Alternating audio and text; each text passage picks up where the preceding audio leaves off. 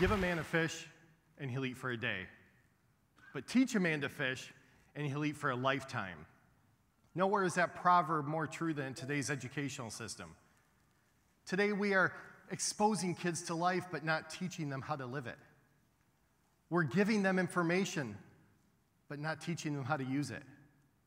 We're giving them the what, but not teaching them the why. John Gardner agreed with me. Much education today is monumentally ineffective. All too often, we are giving young people cut flowers when we should be teaching them to grow their own plants. We should be teaching them to fish. Now, what makes me feel qualified to talk about this? I sure as hell don't speak from an ivory tower. I speak from here. This is where I grew up. This is a trailer with a 6-foot by 7-foot addition. That was my bedroom. And what you can't see beyond there is a junkyard. That's right, I grew up in a trailer in a junkyard. Make all your jokes now. But it wasn't all bad. I was voted smartest kid in my 4th grade class. 2 out of 3 years. But I had to teach myself how to fish. This is today's educational system. We are taking grade school kids in at the bottom and teaching them the basics, reading, writing, and arithmetic. By the way, a little pet peeve of mine, who the hell's bright idea was it to call those the 3 R's? As they get older, we expose them to more and more things. And by the time they're in high school, hopefully we've exposed them to enough that they can make some decisions on what they want to be. The problem is study after study after study tells us kids learn better when they're younger. I know that was definitely the case with me. In 3rd grade, we had to take a half an hour of Spanish once a week. We had to take a half an hour of sign language once a week. And in high school, I took an hour of French every day for 2 years. That's 20 hours of sign language, 20 hours of Spanish, and 400 hours of French. What do you think I'm more fluent in? Si.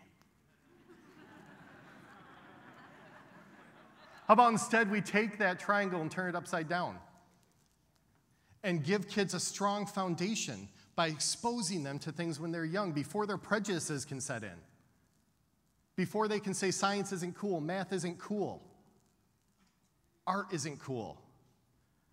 They love this stuff when they're young, but as they get older, society tells them it's not a good thing to do. So if we can expose that to them when they're young, they'll say, well, I'm interested in this, I'm not interested in that, I'm good at that, I suck at this. So I'm going to avoid these things. And by the time they get up to high school, they've got a much better idea of what they want to do because they're focused.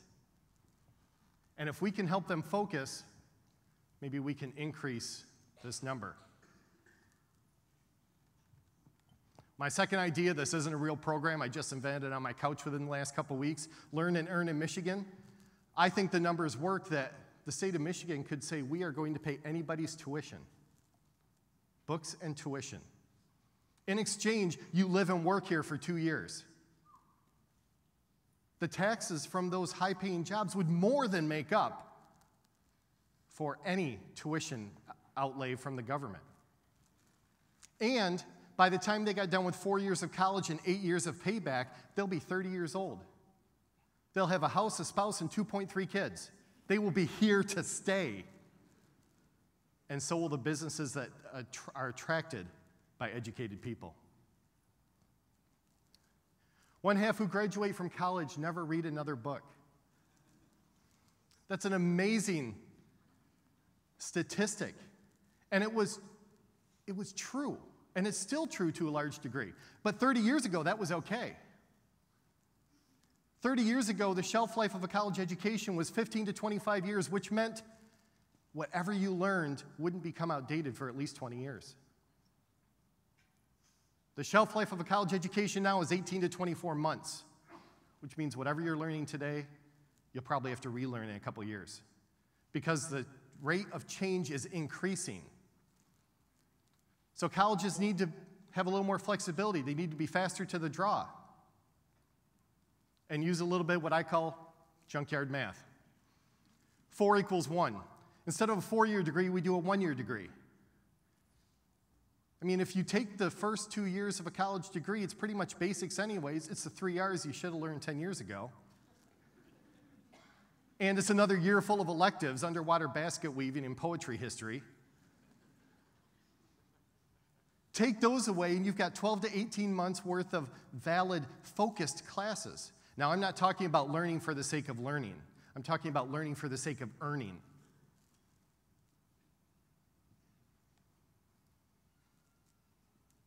Before I get insulted by all the educators out there, let it be known that the world is changing. Instead of a 4-year student, you can now have an 8 to 12-year student because people change careers 6 to 8 times during their life. And they can come back to you. They need somebody to train them. The top 10 jobs today weren't even invented 10 years ago. And that's going to continue. And somebody's got to educate them. So instead of your revenue being cut by 75% from a 4-year degree to a 1-year degree, it can be doubled or even tripled.